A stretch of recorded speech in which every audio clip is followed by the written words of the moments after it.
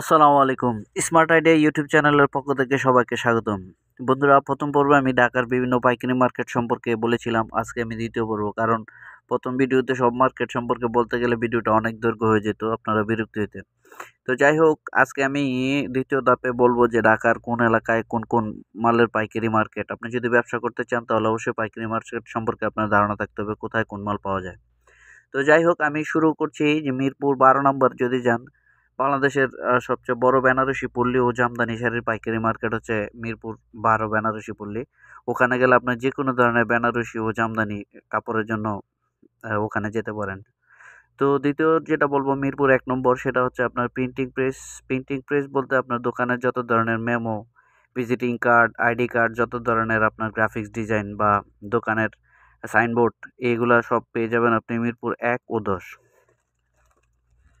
এখন আসা যাক বনানী। বনানী চেয়ারম্যান বাড়িতে আপনি পেয়ে যাবেন বাংলাদেশের সবচেয়ে বড় থাই গ্লাস পেপার এবং থাইয়ের যত ধরনের আইটেম আছে সবগুলার পাইকারি মার্কেট হচ্ছে বনানী চেয়ারম্যান বাড়ি। রাস্তার দুই পাশে বড় বড় ইম্পোর্টার আছে, আপনি চাইলে ওখান থেকে পাইকারি নিয়ে আপনার এলাকায় বিক্রি করতে পারবেন।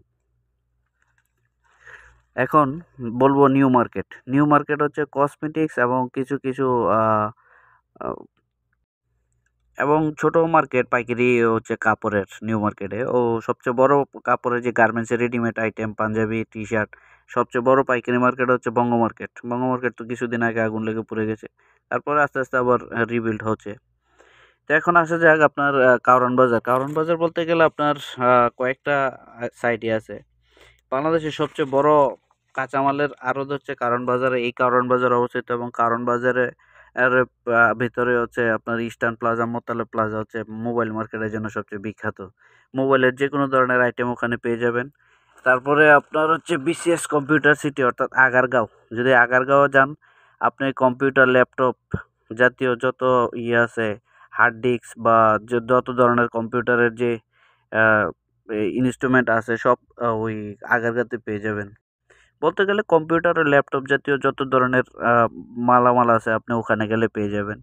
তারপরে আপনি যদি আগারগাঁও থেকে সরাসরি আনন্দ সিনেমা হল অর্থাৎ ফার্মগেট থেকে কারণ বাজারের দিকে আসতে থাকেন, তাহলে আপনি পাবেন রাস্তার দুপাশে বড় বড় পাইকারি মার্কেট হচ্ছে আপনার হোটেলের যে আইটেমগুলো আছে, আপনার নান করতে গেলে বা মুরগি গ্রিল করার জন্য যে ধরনের আইটেম, তারপরে আপনার ওই বেকারির যে আইটেমগুলো আছে ছোট ছোট, যেগুলা মেশিন দিয়ে হচ্ছে রুটি, তারপরে আপনার বিভিন্ন বেকারি পণ্য তৈরি করা, ওগুলার পাইকারি মার্কেট এবং যত ধরনের বাংলাদেশের রেস্টুরেন্ট আইটেম আছে সব আইটেম হচ্ছে ওখানে পেয়ে যাবেন।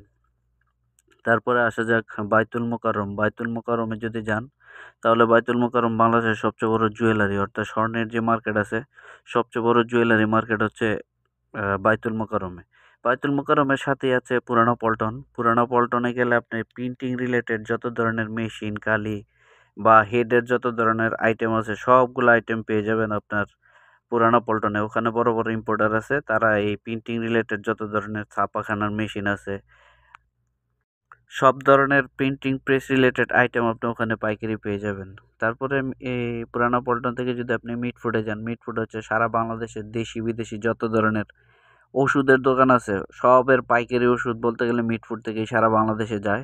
তারপরে পারফিউম আর কেমিক্যাল একই মার্কেটের ভিতরে ৩টা, তো একটু সেখানে আপনার ওষুধ, পারফিউমের পাইকারি এবং কেমিক্যালের পাইকারি মার্কেট। বাংলাদেশের সবচেয়ে বড় পাইকারি মার্কেট হচ্ছে মিটফুডে ওষুধ, পারফিউম, কেমিক্যাল, এই ৩টা আইটেমের। এখন আসা যাক যাত্রাবাড়ি। যাত্রাবাড়ি হচ্ছে যত ধরনের লেকার জাতীয় যত ফার্নিচার আছে, আপনি যদি ফার্নিচারের দোকান করতে চান, যে রেডিমেড ফার্নিচার কিনে নিয়ে বিক্রি করতে চান, তাহলে যাত্রাবাড়ি হচ্ছে বড় কাঁচা বাজার, কিন্তু কারণ বাজারে অবস্থিত। তবে আজকে আমি চেষ্টা করেছিলাম ঢাকা শহরের যেগুলা প্রথম পর্বে বলা হয় নাই, প্রথম পর্বে বলতে পারি নাই ওই সব এলাকাগুলো, যেসব এলাকায় পাইকারি কোন মাল কোন এলাকায় বিক্রি হয়। তবে আমি চেষ্টা করেছিলাম A to Z বলার জন্য। যদি কোনো মার্কেট গ্যাপ গিয়ে থাকে, আপনার জানার প্রয়োজন হয়ে থাকে, তাহলে আপনি কমেন্টস বক্সে কমেন্টস করবেন। ইনশাআল্লাহ উত্তর দেওয়ার চেষ্টা করব। সবাই ভালো থাকবেন, সুস্থ থাকবেন। এই কামনায় আজকের মতো এখানেই বিদায় নিচ্ছি। আসসালামু আলাইকুম।